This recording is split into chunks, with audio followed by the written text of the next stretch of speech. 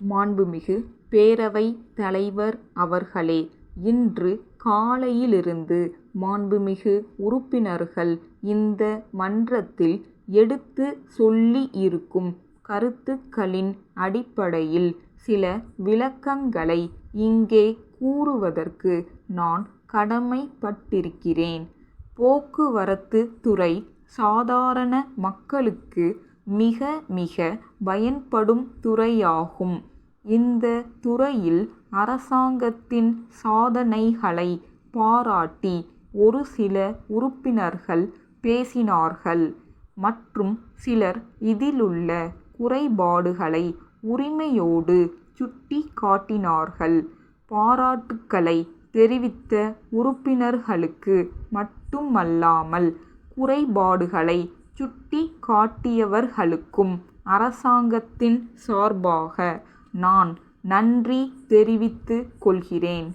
பேருந்துகளை நாட்டுடைமையாக்கும் கொள்கையை பொறுத்த வரையில் அவசரம் காட்டக்கூடாது, நிதானமாக செயல்பட வேண்டும் என்பதற்கான காரண காரிய விளக்கங்களை பெரும்பாலான உறுப்பினர்கள் எடுத்து சொல்லியிருக்கிறார்கள்.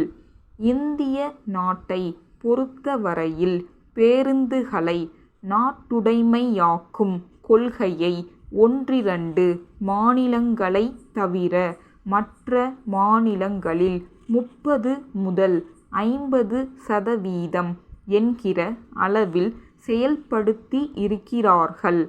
ஆனால் தமிழகத்தை எடுத்து கொண்டால் இங்கே 70% பேருந்துகளை நாம் நாட்டுடைமையாக்கியிருக்கிறோம் என்பது பெருமைக்குரியதாகும். ஒரே சமயத்தில் எல்லா பேருந்துகளையும் நாட்டுடைமையாக்குகிறோம் என்று அவசரமாக அறிவிப்பதன் மூலம் பல பிரச்சனைகள் உருவாகக்கூடும் என்பதை கருத்திற்கொண்டு 10 ஆண்டுகளில் படிப்படியாக இந்த திட்டத்தை நிறைவேற்றலாம் என்று அரசு கருதுகிறது. தனியார் துறையில் ஓடும் பேருந்துகளை மேற்கொள்ளும் நேரத்தில் போக்குவரத்து கழகங்களும் பெரிய சுமை இல்லாமலும் அதே நேரத்தில் பயணம் செய்யக்கூடிய மக்களுக்கு இடையூறு இல்லாமலும் இந்த கொள்கை நடைமுறைப்படுத்தப்படும் என்பதை நான் தெரிவித்துக்கொள்ள விரும்புகிறேன். போக்குவரத்து கழகத்தினுடைய இயக்கம் தற்போது சிறந்த முறையில் நடைபெறுகிறது என்றாலும் மேலும் திறமையாக செயல்படுவதற்கு வேண்டிய வழிவகைகளை கண்டறிந்து நல்ல திட்டங்களை தர வேண்டும் என்ற அடிப்படையில் நிபுணர் குழு ஒன்று அமைக்கப்பட்டிருக்கிறது. அந்த குழுவினர் எல்லா மாவட்டங்களிலும் போக்குவரத்து கழக வாரியாக சுற்றுப்பயணம் செய்து சட்டமன்ற உறுப்பினர்கள், நாடாளுமன்ற உறுப்பினர்கள் மற்றும் இது சம்பந்தப்பட்ட எல்லோருடைய கருத்துக்களையும் கேட்டு கொண்டு வருகிறார்கள். தமிழகத்தில் மட்டுமின்றி இந்தியாவிலுள்ள பல்வேறு மாநிலங்களுக்கும் சென்று அங்கு எப்படியெல்லாம் போக்குவரத்து கழகங்கள் செயல்பட்டு வருகின்றன என்பதையும் அறிந்து அவர்களுடைய பரிந்துரைகளை அரசுக்கு இன்னும் 3 மாதங்களுக்குள் அளிப்பதாக தெரிவித்திருக்கிறார்கள்.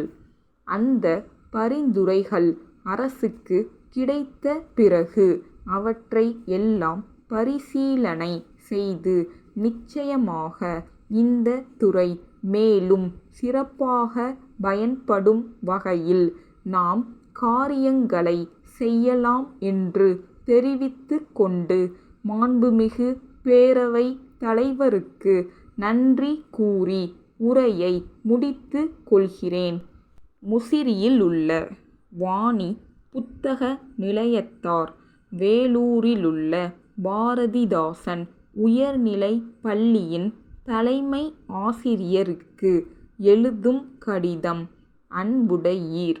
இந்தியாவில் மட்டுமல்லாமல் வெளிநாடுகள் பலவற்றிலும் புகழ் பெற்ற புத்தக வெளியீட்டாளர்களின் முகவராக நாங்கள் நியமிக்கப்பட்டிருக்கிறோம் என்பதையும், பல்வேறு தலைப்புகளில் ஆயிரக்கணக்கான புத்தகங்களைக் கொண்ட எங்களுடைய பார்வைக்கூடம் சென்னையில் அண்ணா சாலையில் அமைந்துள்ளது என்பதையும் மகிழ்ச்சியுடன் தெரிவித்துக் கொள்ள விரும்புகிறோம்.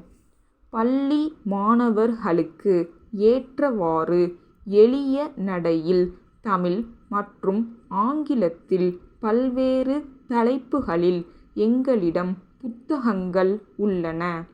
விலையுடன் கூடிய புத்தக பட்டியல் இத்துடன் தங்களுக்கு இணைத்து அனுப்பப்படுகிறது. எங்கள் பார்வைக்கூடத்திற்கு தாங்கள் ஒரு முறை வந்து புத்தகங்களை நேரில் பார்த்ததற்கு பிறகு தங்கள் பள்ளியின் நூலகத்திற்கு தேவைப்படும் புத்தகங்களை குறிப்பிட கோருகிறோம். பட்டியலில் கண்ட விலையில் 5% தள்ளுபடி செய்து நாங்கள் உங்களுக்கு புத்தகங்களை வழங்கக்கூடும். தவணை முறையிலும் தொகை பெற்றுக் கொள்ளப்படும். தங்கள் பதிலை உடனே எதிர்பார்க்கிறோம். தங்கள் நம்பிக்கையுள்ள